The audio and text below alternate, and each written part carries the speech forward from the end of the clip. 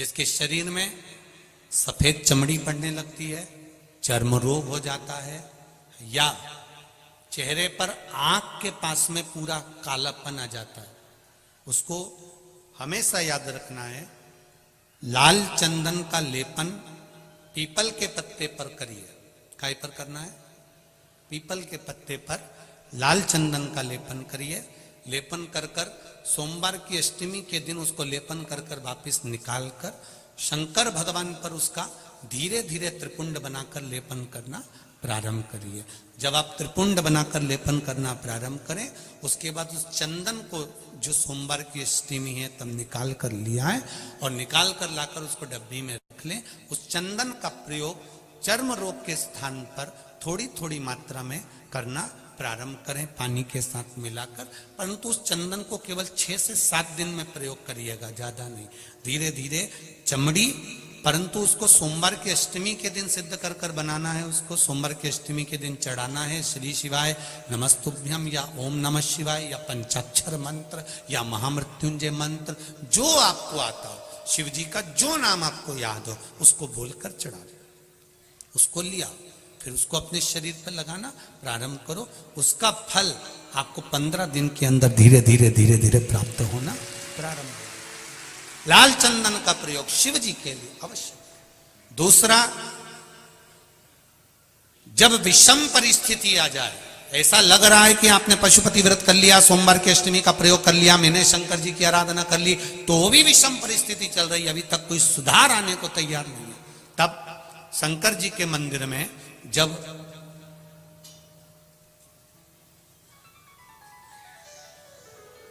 बेलपत्र चढ़ाने के लिए आप जाएं, तब प्रयास करिएगा कि बेलपत्र को, अशोक सुंदरी का स्थान सबको मालूम है ना? बोलो, जम के बोलो जरा, मालूम है सबको? अशोक सुंदरी वाली जगह पर बेलपत्री को, डंडी वाली जो जगह है जहां से पानी बहकर जाता है, उधर रखना। उसी बेलपत्री को वापस उठाना है। शिव जी के शिवलिंग पर जब बेलपत्री रखो तो डंडी का भाग, आप यहां बैठे हो तो डंडी का भाग पीछे की ओर होना चाहिए। शिवलिंग जैसे ये है तो डंडी का भाग पीछे की ओर, उसको रखकर 7 लोटा जल भगवान शंकर पर समर्पित कर दीजिए, अपने भाव को रखते हो। अगर विषम परिस्थिति चल रही है, आपने पशुपति व्रत कर लिया, सोमवार की अष्टमी का कर लिया, उसके बाद भी कार्य नहीं हो रहा, अटक रहा है किसी कारणवश, कोई फाइल मोटी है, थोड़ा समय लग रहा है, तो 7 लोटा जल का प्रयोग करें।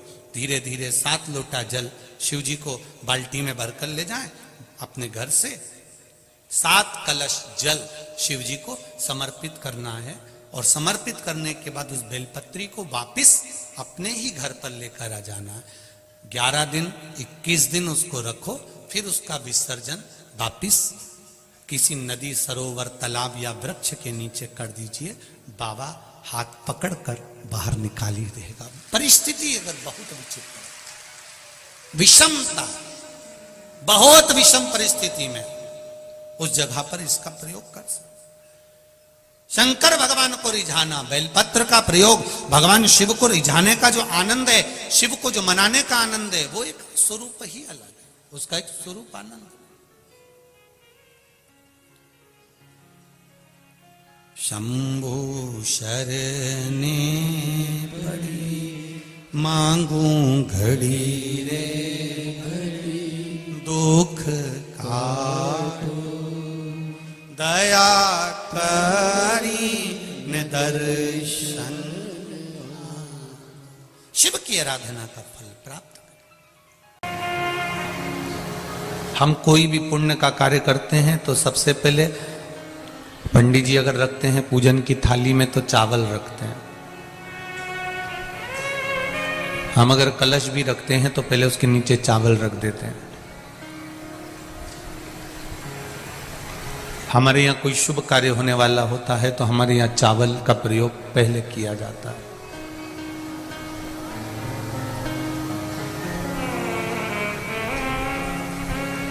सारी चीजों का प्रयोग बाद में है, पहले चावल का प्रयोग है। अक्षत,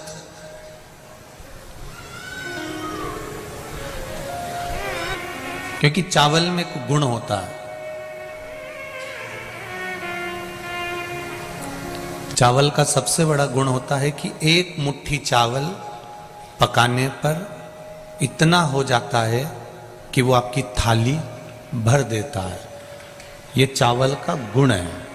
उसी तरह चावल पूजा की थाली में, पूजन के स्थान पर, पुण्य के स्थान पर, सत्कर्म की जगह पर, अच्छी जगह पर चावल का प्रयोग इसलिए किया जाता है कि आप उसमें से थोड़ा सा भी अगर दे रहे हो तो उसका फल आपको 1000 गुना प्राप्त होगा। इसलिए उसको अक्षत कहा जाता है, इसलिए उसको अक्षत बोलते हैं। अक्षय है वो, दे दिया उसने। पुण्य, एक मुट्ठी चावल को हम पकाते हैं तो इतना सारा हो जाता है, उसी तरह पुण्य थोड़ा सा करने पर इतना हो जाता है। हम थोड़ा सा भी कर रहे हैं तो उसका फल हमको मिलता जरूर है।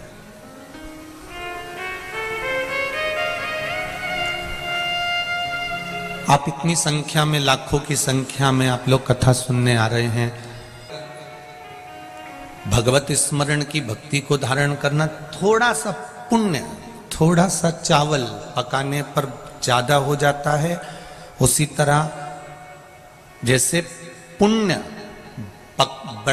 थोड़े से ज्यादा होता है, उसी तरह पुण्य की शरण में पाप अगर रहता है तो पाप ज्यादा से थोड़ा हो जाता है। जैसे पालक और मेथी, मेरी जीजीवन जानती हैं, मेथी की सब्जी बनाओ, पालक की सब्जी बनाओ, इतनी सारी कढ़ैया भर के रख दो, वो इतनी सी हो जाए।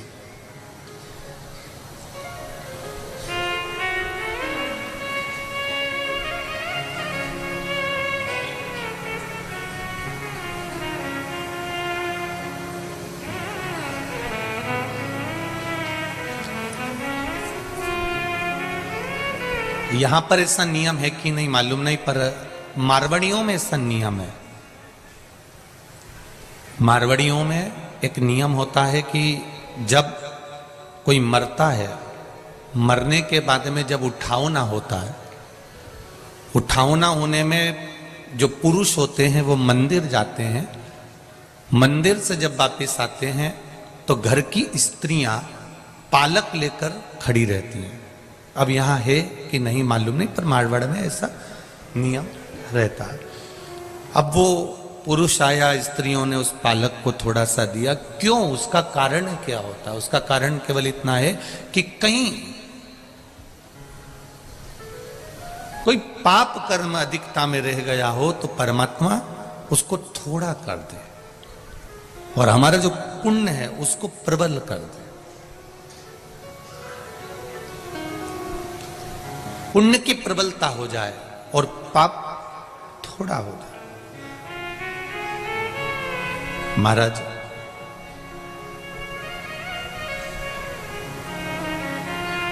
गैस के बट्टे पर दूध को तपा रहे हो, थोड़ा तुमको कहीं जाना है और जल्दी है, तो गैस का जो खटका होता है उसको स्लो रखोगे कि तेज रखोगे? बोलो बोलो जरा। तेज रखोगे। क्यों? क्योंकि तुम्हें कहीं जाना है, तुम्हें कहीं पहुंचना है। जब तुम्हें कहीं पहुंचना है तो तुमने वो गैस का जो खटका है, गैस का जो बर्नर है, उसको तेज कर दिया कि दूध जल्दी पक जाएगा और मैं जल्दी चली जाऊंगी।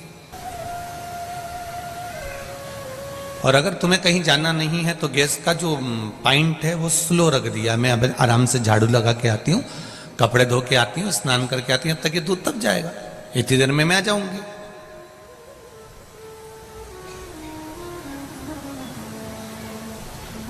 भजन का भी ऐसा ही बल है। आप अगर थोड़ा सा भजन का बल बढ़ाओगे, थोड़ा सा भजन का बल तेज कर दोगे, थोड़ा सा भक्ति का बल तेज कर दोगे, तो ये निश्चित है जैसे दूध तप जाता है, उकल जाता है, उफन जाता है, उसी तरह मेरे परमात्मा की कृपा भी उछल जाती है, उफन जाती है और वो आशीर्वाद दे ही देती है। अपने भजन के बल को बढ़ाने का थोड़ा सा प्रयास करिएगा, ज्यादा नहीं। हम फिर कहेंगे गाय के पीछे बछड़ा चलता है,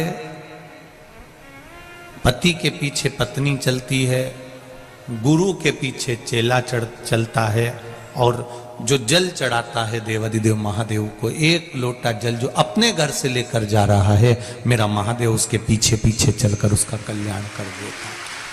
वो निश्चित है।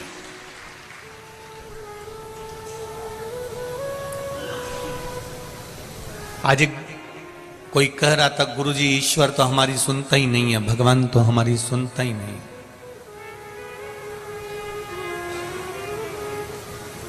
हम कहते हैं क्यों नहीं सुनता?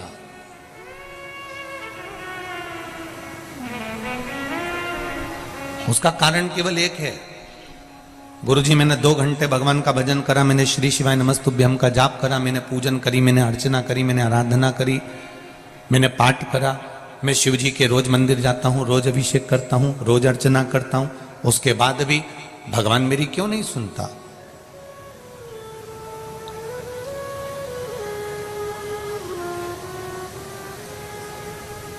तुम 24 घंटे तुम्हारे पिता के साथ में रहते हो। मेरा बच्चों से निवेदन है, जो बच्चे कहते हैं भगवान हमारी नहीं सुनता, एक बार पशुपति व्रत करने के बाद तुम्हारा यह मन होता है कि मैंने जिसके लिए करा वो मेरा काम हो जाना चाहिए। होता है? ऐसा नहीं कर रहे कि नहीं होता, होता है।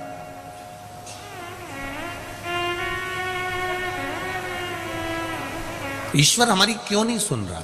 हमने पूजन करी, आराधना करी, अर्चना करी, पशुपति व्रत करे, जल चढ़ाया, धूप बत्ती लगाई, अगरबत्ती लगाई, सब करा हमने, फिर भगवान दिया भी लगाया हमने, भगवान ने क्यों नहीं सुना? मैं उनसे कहना चाहूंगा जो लोग कहते हैं कि ईश्वर हमारी क्यों नहीं सुनता, जो कहते हैं कि ईश्वर हमारी नहीं सुनता, मैं उनके लिए कहना चाहूंगा, मैं उनके लिए बोलना चाहूंगा कि एक बात का ध्यान रखिएगा, बेटे के साथ में बाप हर पल हर घड़ी रहता है, बेटा और बाप दोनों साथ में रहते हैं, उसके बाद भी बेटे पर बाप का अंतिम समय जब आता है, तब जब सोचता है कि मैं बीमार पड़ गया, तब बाप अपने बेटे पर पूर्ण भरोसा कर कर सारी जायदाद पे सिग्नेचर करता है। क्या इससे पहले कर देता है क्या? कि तुम 2, 4, 8 साल पिता के साथ में रहे, 10 साल साथ में रहे और वो तुमको अपना मकान दे देगा, अपनी दुकान दे देगा, अपनी जमीन दे देगा, अपनी जायदाद दे देगा?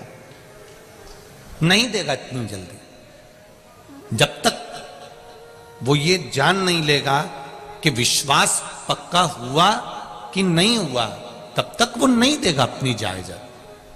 अपना जो धन है, अपना जो वैभव है, वो जब तक नहीं देगा जब तक कि वो देख नहीं लेगा कि ये इसको विश्वास जागा कि नहीं जागा।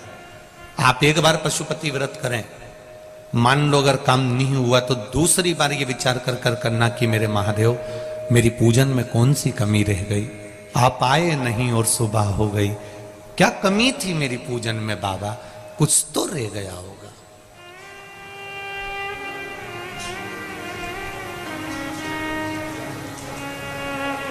कई लोग कहते हैं गुरुजी हमने बेलपत्री और शहद वाला भी प्रयोग करा, परंतु सबका हुआ, हमारा क्यों नहीं हुआ? तो हम उनसे कहना चाहेंगे कुछ ना कुछ त्रुटि तुम्हारी जरूर होगी। तुम परीक्षा देने जा रहे हो, मना नहीं है, खूब पढ़ाई करी है तुमने, खूब अच्छे से पढ़ा है, जिस दिन तुम्हारा एग्जाम है उस दिन तुमने क्या देवाधिदेव महादेव को बेलपत्र चढ़ाई है? नहीं गुरुजी हमको एग्जाम देने दूर जाना था तो हमने एक दिन पहले चढ़ा दिया। तो हमने भी कह दिया तुमने एक दिन पहले खाया था, फिर उस दिन मत खाना जिस दिन तुम्हारा एग्जाम था।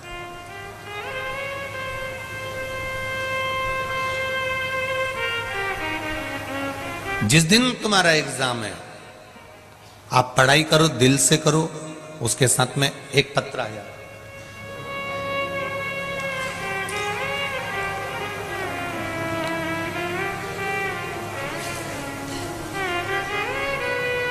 हाँ इसमें भी अमृत है, इस सांप में भी परमात्मा है, सांप में भी परमात्मा है, इस शेर में भी परमात्मा है, शेर में भी परमात्मा है। नामदेव जी ने कह दिया था कि इस श्वान में, इस कुत्ते में भी परमात्मा का निवास है, तो घी की रोटी मैं दूंगा इस श्वान को। रामकृष्ण परमहंस जी स्वामी विवेकानंद जी से कहते हैं, घट घट में परमात्मा समाया हुआ है, उसको प्रकट करने का तरीका आपको आना चाहिए। आपके शरीर में भी अग्नि है, इसलिए पंच तत्व में जब ये शरीर विलीन होता है तो अग्नि भी अपना शरीर भाग ले जाती है। आप थोड़ी देर हाथ घिसेंगे, अग्नि प्रकट हो जाएगी। बोलो होती कि नहीं होती? हाथ गर्म हो जाता है, और तेज घिसो तो छाला पड़ जाएगा, अग्नि प्रकट हो जाएगी। कपड़ों में भी अग्नि है, पत्थर में भी अग्नि है, लकड़ी में भी अग्नि है। ऐसी कोई वस्तु जिसमें अग्नि का भाव नहीं है, बस थोड़ा सा हाथ घिसोगे अग्नि प्रकट हो जाएगी। परमात्मा सब में है, कंकर में शंकर है, हर जगह पर मेरा देवादिदेव महादेव बैठा हुआ है, प्रत्येक जगह पर बैठा हुआ है, उसको प्राप्त करना पड़ेगा। कई लोग हमसे कहते हैं, गुरुजी आप तो कहते हो कि शंकर जी के मंदिर जाओ, तुम्हारे घर के पास में जो शिव जी का मंदिर हो वहां जाओ, आप कभी ये क्यों नहीं कहते कि आप सीहोर आओ, कुबेरेश्वर धाम आओ? जब तुम्हारा अच्छा कर्म, जैसे ये हमारे लोग जितने भी यहाँ पर बैठे हुए हैं ये अच्छे से जानते हैं, जब किसी गांव में कोई घटना घटती है ना, कोई गांव में अगर किसी का एक्सीडेंट हो जाता है, किसी गांव में अगर कोई आग लग जाती है, किसी गांव में अगर कोई छोटी सी घटना घट जाती है, कोई मकान टूट गया, कोई गिर गया, पड़ गया, तो उसको डायरेक्ट कानपुर के हॉस्पिटल में लाके नहीं पटकते हैं। पहले उसको प्राथमिक उपचार के लिए गांव का जो हॉस्पिटल होता है पहले उसमें रखते हैं। बोलो रिजीजियो सही है कि गलत है? डायरेक्ट उसको गांव से शहर नहीं लाएंगे, पहले जो हॉस्पिटल गांव में है पहले प्राथमिक उपचार उसको गांव में दिया जाएगा, और प्राथमिक उपचार देने के बाद में फिर उसको पट्टी वगैरह करने के बाद, इंजेक्शन वगैरह लगाने के बाद गांव में जो डॉक्टर होगा वो देख लेगा, हॉस्पिटल का डॉक्टर देखकर फिर कह देगा इसको हमने कानपुर रेफर कर दिया, हमने इसको ग्वालियर रेफर कर दिया, हमने इसको भोपाल भेज दिया है, हमने इसको इंदौर, हमने इसको दिल्ली भेज दिया, हमने इसको मुंबई भेज दिया। पहले प्राथमिक उपचार करेगा। गांव में अगर कोई घटना घटी है तो गांव का ही जो हॉस्पिटल होगा, गांव का ही जो डॉक्टर होगा वो चेक करेगा, वो उपचार देगा, और उपचार देने के बाद में फिर उपचार देने के बाद में वो फिर उसको बड़े हॉस्पिटल में भेज देगा, बड़े हॉस्पिटल में रेफर कर देगा। बोलो रे कानपुर वालों सही है कि गलत है? पहले गांव का डॉक्टर उसको देखेगा, प्राथमिक उपचार देगा, फिर उसको बड़े हॉस्पिटल में, फिर बड़े शहर में उसको भेजा जाएगा। उसी के जीवन में दुख आएगा, जब आपके जीवन में तकलीफ आएगी, जब आपके जीवन में कष्ट आएगा, तो आप डायरेक्ट सीहोर दौड़कर नहीं आओगे। पहले आपको आपके नजदीक में जो महादेव का मंदिर है पहले वहां जाओ, पहले उनसे कहो, जब वो पट्टी मल्लम कर दे तब तुम काशी जाओ, तब तुम उज्जैनी जाओ, तब तुम सीहोर आओ। बड़े हॉस्पिटल में जाना है, मना नहीं है, बाद में जाना, पहले थोड़ा प्राथमिक उपचार थोड़ा मिल जाए तुमको, थोड़ा प्राप्त हो जाए तुमको।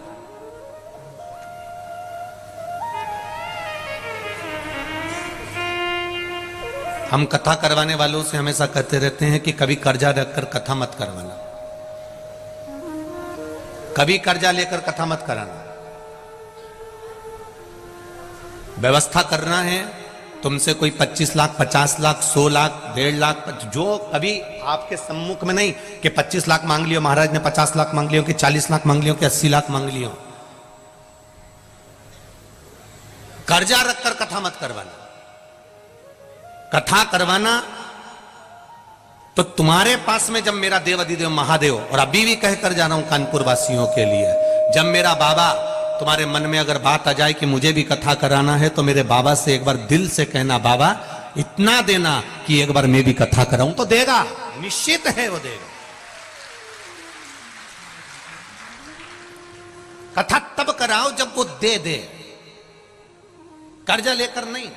कभी बेटी नहीं कहती अपने पापा से कि पापा तुम कर्जा लेकर मेरी शादी करना, क्योंकि बेटी को मालूम है जिंदगी भर पटा पटा कर मर जाएगा मेरा बाप। मेरा पिता दिन भर देता रहेगा, चुकाता रहेगा, कहां से लाएगा मेरा पिता, कहां से लाएगा? कर्जा रखकर ना तो कथा करवाई जाए और ना विवाह किया जाए। जितना अपना चादर है, भगवान से कहो मेरे घर में बेटी तूने दी है तो शादी भी तू ही करेगा। आप एक बार बोलो तो सरी देवादिदेव महादेव से, बेटी तूने दी है तो विवाह भी तू करेगा। और यहाँ बेटी की माताएं भी बैठी होंगी, बेटी के पिता भी बैठे होंगे, जिन्होंने अपनी बेटियों की शादियां करी होगी और बेटे की शादी करी होगी। बेटी की शादी में कहां से धन आया होगा और कैसे खर्चा हो गया होगा, यहाँ बैठे हुए लोग भी बता सकते हैं कि दिल से भगवान ने दिया और उनने दिल से करा। पूरे परिवार वाले सोचते रह गए कितना पैसा कहां से आ गया, बेटी की शादी कैसे कर दी, कैसे विवाह कर दिया।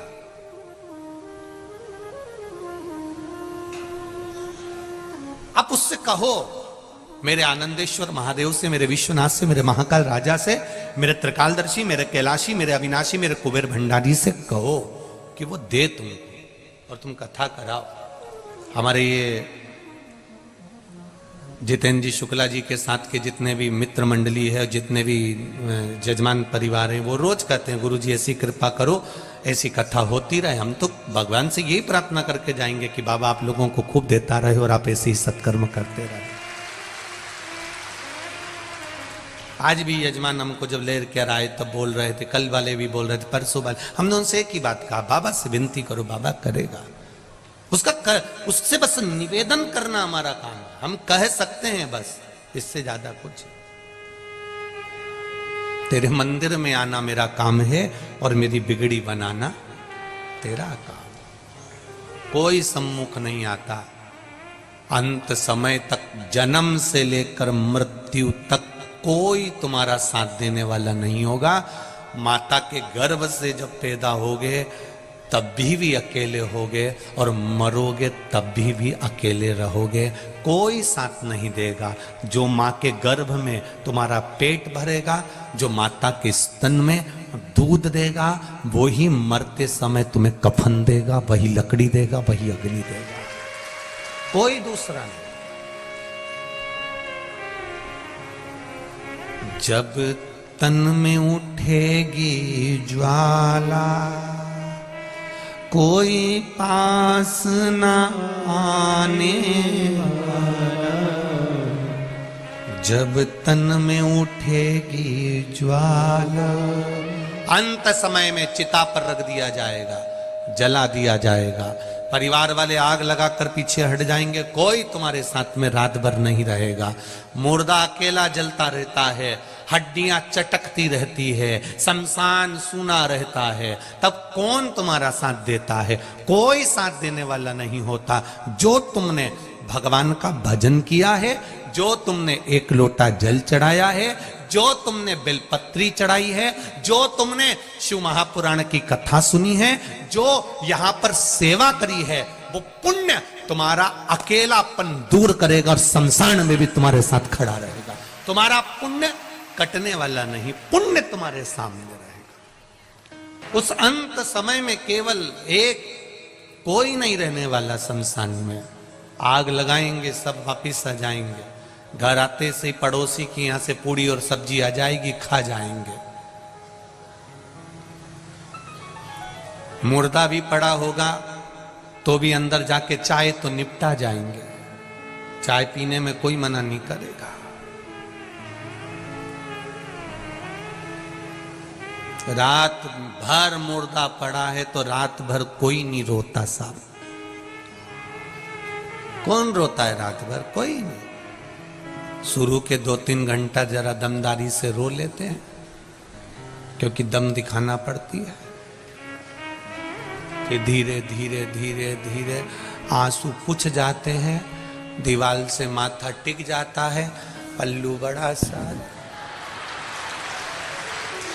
धीरे धीरे धीरे धीरे फिर सब सवेरे का इंतजार होता है, फिर सब चाय वाय पी के फिर वापिस रोने बैठ जाते हैं। फिर जब ले जाने का समय होता है तो जो चाय पी है उसकी एनर्जी से रोना पड़ता है, दमदारी से। फिर अल्लाह अल्लाह के चिल्ला चिल्ला के।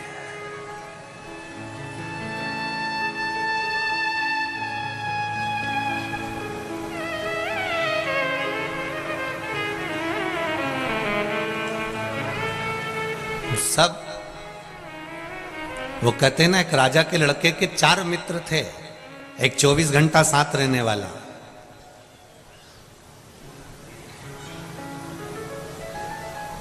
एक 8 घंटा साथ रहने वाला। 3 मित्र थे, एक 24 घंटा वाला, एक 8 घंटे वाला, एक कभी कभी मिलने वाला। राजा का लड़का उनके साथ रहता था, 24 घंटे साथ रहता था। राजा ने सूचना कर दी अपने नगर में, मेरे लड़के को अगर कोई रखेगा तो उसको मृत्यु दंड मिलेगा।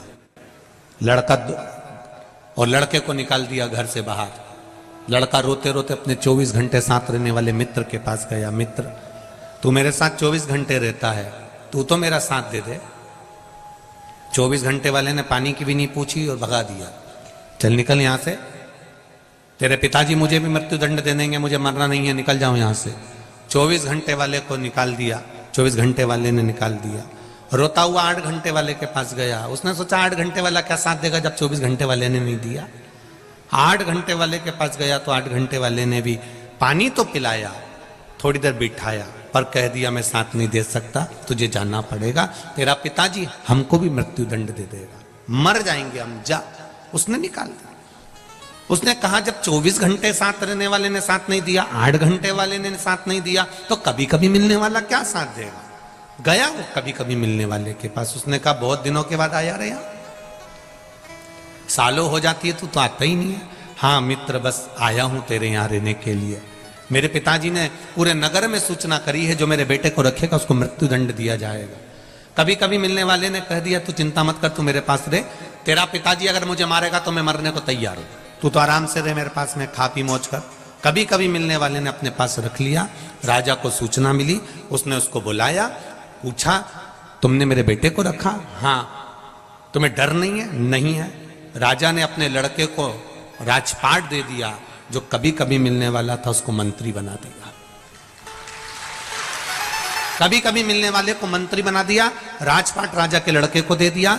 यह समझने वाली बात है कि राजा के लड़के के 24 घंटा, 8 घंटा और कभी कभी वाले मित्र कौन थे, तो हम समझें 24 घंटा साथ रहने वाला, इस आत्मा के साथ रहने वाला ये शरीर है। जब प्राण छूटता है तो सबसे पहले ये शरीर साथ छोड़ता है। इसके ऊपर कितना खर्चा करा तुमने 24 घंटा, एक से बढ़कर एक साबुन से नहाए, एक से बढ़कर एक क्रीम लगाया, एक एक घंटे तक धागे से।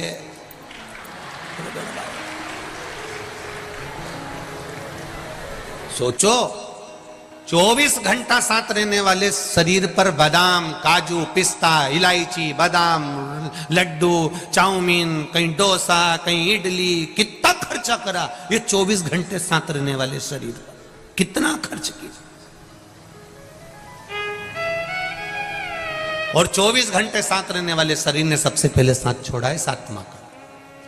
यह आत्मा का साथ सबसे पहले शरीर छोड़ता है, जिसके ऊपर तुमने करोड़ों रुपए खर्च कर दिए।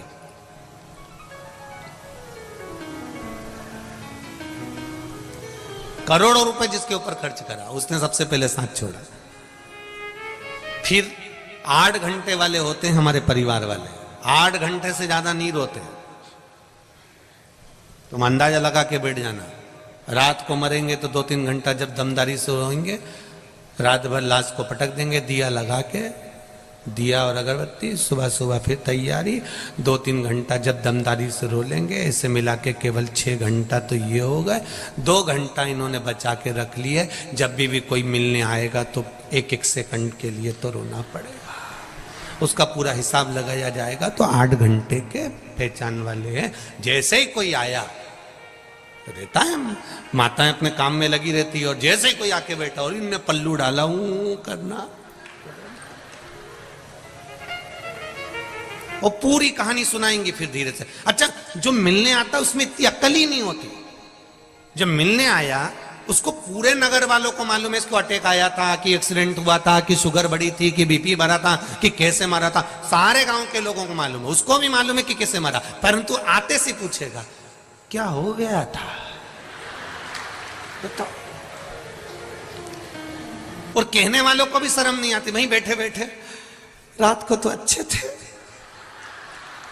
मक्का की 2 रोटी खाई, 3 कटोरी कड़ी पी थी। मेरे से बोले मैं बाथरूम से आया, बाथरूम से आए बस जी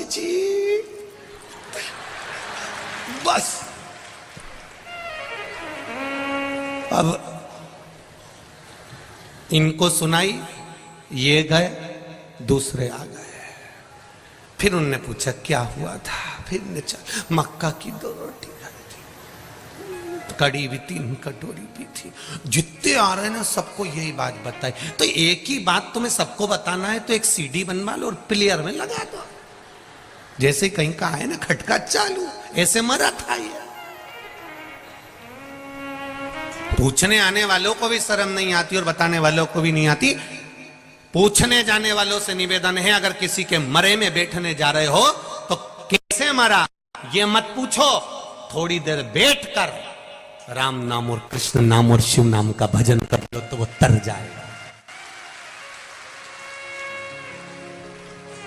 10 दिन तक हमारे शास्त्र, हमारी पुराण, गरुण पुराण भी कहती है कि 10 दिन तक जीवात्मा घर की अटारी पर रहती है। अगर किसी के प्राण छूटते हैं तो मिलने क्यों जाते हैं? हमारा शास्त्र कहता है मिलने इसलिए जाते हैं कि वहां बैठकर थोड़ा सा भगवान का नाम जपना। नाम जपोगे तो वो जीवात्मा जो उस घर में 10 दिन तक है वो तुम्हारे भजन से तर जाएगी। पर हम उल्टे हैं। तुम भी गए होगे कजन कित्तों के यहां, तो बोलो भजन करते हो वहां बैठ के? नहीं, कोई नहीं करता। थोड़ी देर बैठे हो, जितनी देर बैठे हो उतनी देर परमात्मा का नाम ले लो। सीताराम, राधे श्याम, शिव शंकर, ओम नमः शिवाय, जो तुम्हारा मन पड़े। 8 घंटे साथ रहने वाले भी शमशान तक साथ निभाने के बाद में वापिस आ जाएंगे। कभी कभी मिलने वाला होता है वो गुरु, जो साल में 2 साल में कभी कभी मिलता है और वो एक बार कह देता है घबराने की जरूरत नहीं है, शंकर भगवान की शरणागति में चले जा, फिर कुछ नहीं होगा। वो गुरु होता है।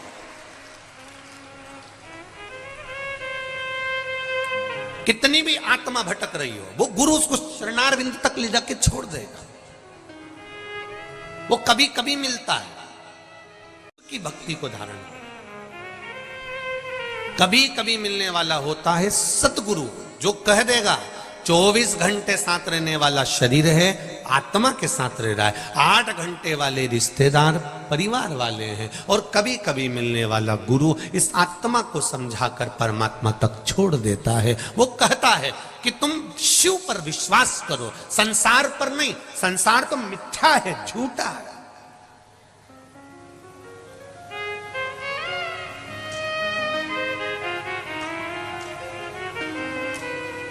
कथा सुनने अच्छे लोग भी आते हैं और चोटे भी आते हैं।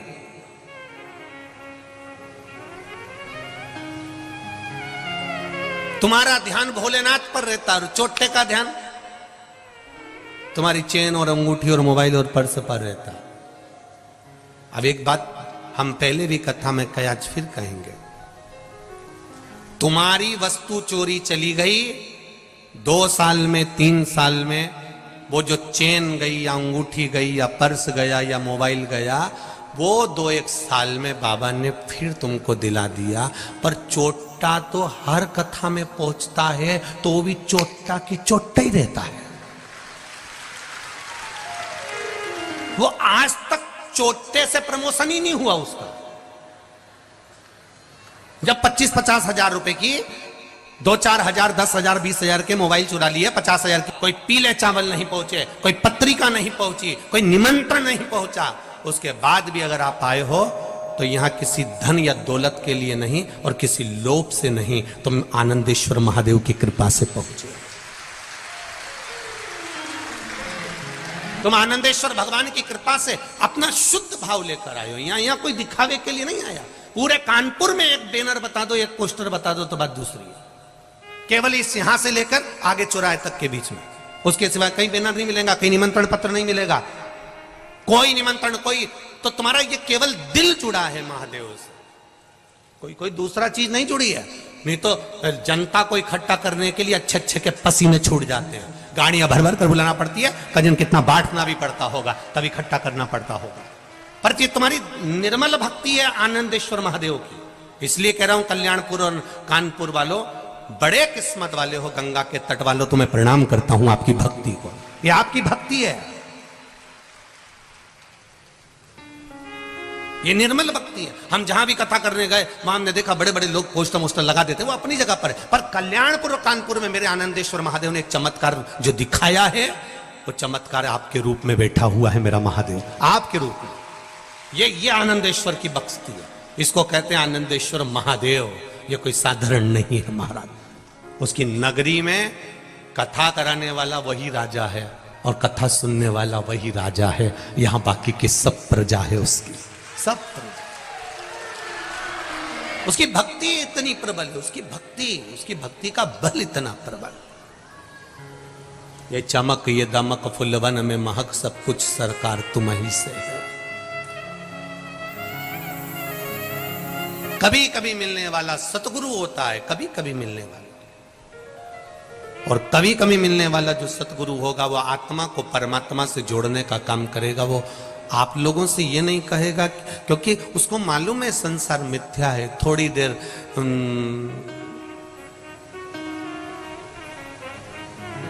तो वो एक पहले एक कोई गीत बना था कि थोड़ी देर रोगे कि चाय पीने चले,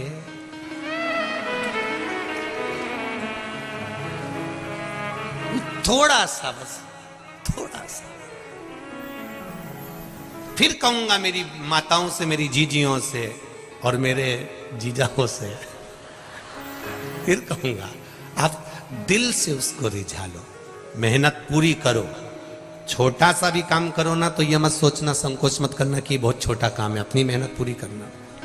अभी परसों की कथा में कहीं पीछे लेटर पड़ा होगा, किसी कबाड़ी का काम करने वाली, कबाड़ का काम करने वाली, लोहा लंगड़ का कबाड़े के काम करने वाली के यहाँ कुछ चोरी हो गई होगी। तुम्हारे यहीं की कथा है, उसने पत्र लिखा है। कौन कहीं बैठे हो तो वो कबाड़े वाले अगर कहीं बैठे हो तो हाथ हिला देना। कबाड़े वाले के यहाँ चोरी हो गई थी। अब वो कबाड़े वाले के यहाँ चोरी हो गई तो उन्होंने थाने में रिपोर्ट कराई। कोई बैठे हो, यहाँ सूचना भी हो गई, अखबार में भी आया होगा कबाड़ा मबाड़े का, तो कबाड़े में चोरी हो गई थी तो उन्होंने रिपोर्ट कराई। और रिपोर्ट कराने के बाद में, पत्र होगा पीछे कहीं पड़ा होगा, रिपोर्ट कराने के बाद में वो चोर नहीं मिला। और उनकी पत्नी ने कथा सुन ली कि कानपुर में कथा हो रही, कल्याणपुर में, तो कहने लगे आप अपन भी जाके बैठो, सियोर वाला महाराज बोलता है 3 महीने में रिजल्ट मिलता है, चोटा भी मिलेगा।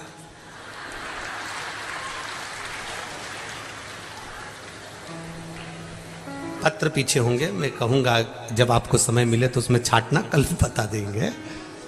और कहीं बैठी हो तो जीजी हाथ जोड़ के निवेदन में खड़ी हो जाना। और उसने कथा आकर सुनी, और कथा सुन के जब घर गई तो उसके पति ने कहा चोर पकड़ा गया, चोर पकड़ा गया। कहां है तो कि थाने में बंद है। थानेदार का फोन आया था कि चोर पकड़ा गया। ये शिव तत्व है, ये शंकर है। कहे दरोगा का फोन आया था, वहां चोर पकड़ा गया। कोई कबाड़ा वाला होगा यहीं कहीं का, तो उसके यहां हो गया। अब देखिए शिव भक्ति कितनी प्रबल होगी, शंकर का विश्वास कितना प्रबल होगा, इनको शिव वाणी में कितना विश्वास होगा। इसलिए आपको कल कथा में कहा था, हवा में केवल कचरा रुख बदलता है, हवा में पत्थर रुख नहीं बदलता। उसी तरह जो शंकर का उपासक होता है, शंकर का भक्त होता है, शिव को मानने वाला होता है, वो जरा से हवा के चक्कर में रुख नहीं बदलता, वो अपनी भक्ति में दृढ़ रहता है, दृढ़ रहता है। सावन का महीना है, जल चढ़ाने जा रहा है। गंगा उफान पर है, जल चढ़ाने जा रहा है। बरस रहा पानी, जल चढ़ाने जा रहा है। तपती हुई गर्मी है, जल चढ़ाने जा रहा है। ठंड पड़ रही है तो भी जल चढ़ाने जा रहा है। पत्थर ठंडा हो रहा है तो भी जल चढ़ाने जा रहा है। उसका विश्वास दृढ़ है, उसका भरोसा पक्का है।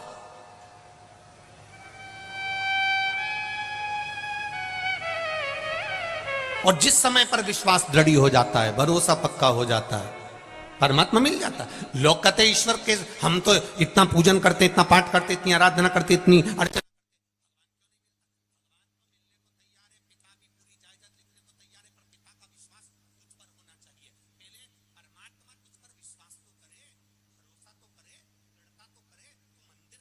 करा है, 2-3 महीने जाकर बंद कर देगा तो भगवान कुछ दे रहा है क्या?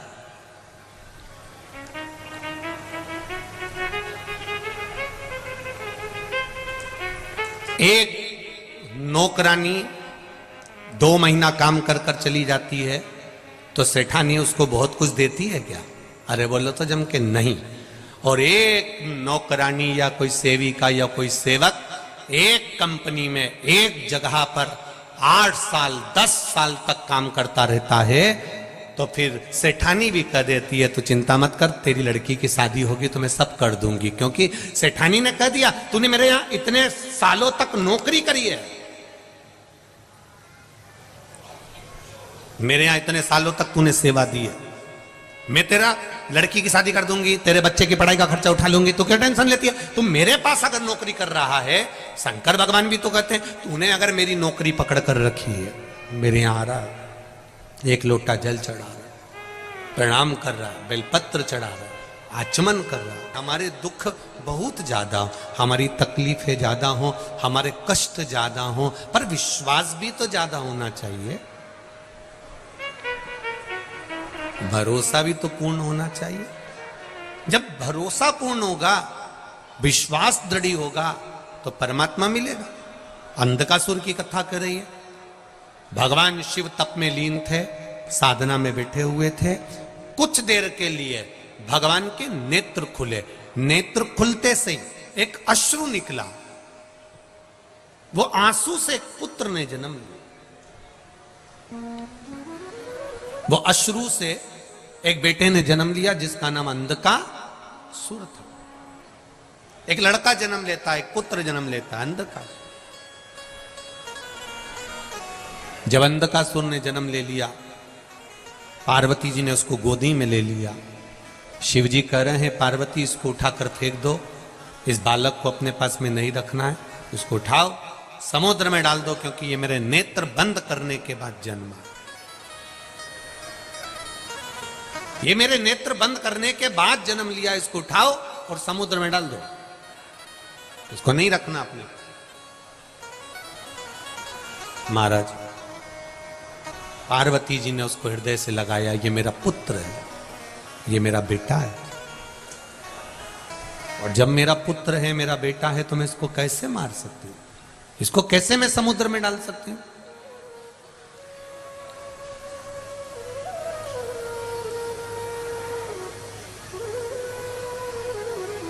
इसको मैं समुद्र में नहीं डाल सकती, इसको मैं समुद्र में नहीं फेंक सकती।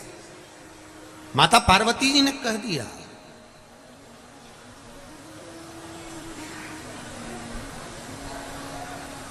अब माता पार्वती जी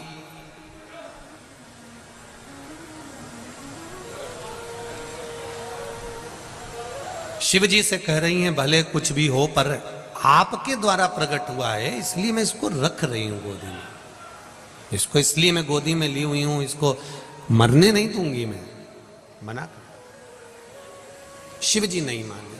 शंकर भगवान ने कहा पार्वती तुम जानती नहीं हो, इसको फेंक दो, समुद्र के अंदर ले जाओ और डाल दो इसको।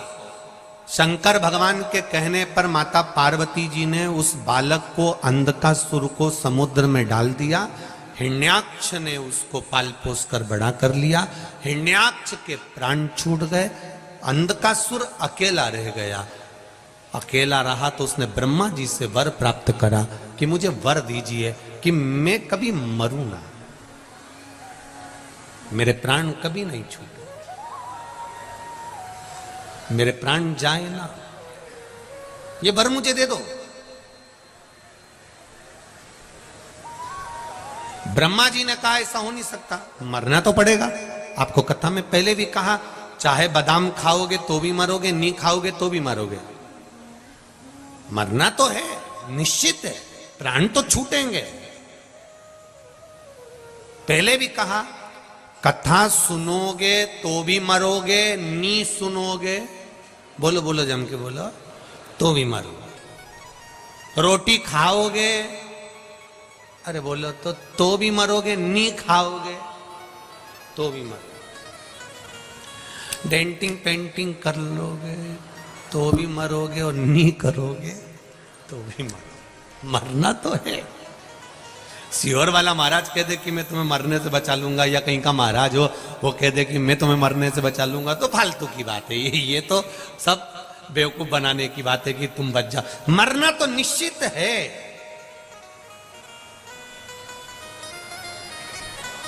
फिर हम कथा काय को सुने महाराज? जब तुम कह रहे हो कि मरोगे, कथा सुनोगे तो मरोगे, नहीं सुनोगे तो मरोगे, फिर कथा क्यों सुने? शिव महापुराण की कथा कहती है बिल्ली अपने मुंह से अपने बच्चे को उठाती है, साथ घर लेकर जाती है, बच्चा मरता है नहीं। बिल्ली अपने मुख से चूहे को पकड़ती है, चूहा बचता है नहीं। उसी तरह जो कथा सुनकर मरता है वो यम की कैद में नहीं पड़ता, जो ऐसे ही मर गया वो गया। फिर चूहे जैसा मसला। कथा सुनने वाला कभी भटकता नहीं है, कभी नहीं भटकेगा।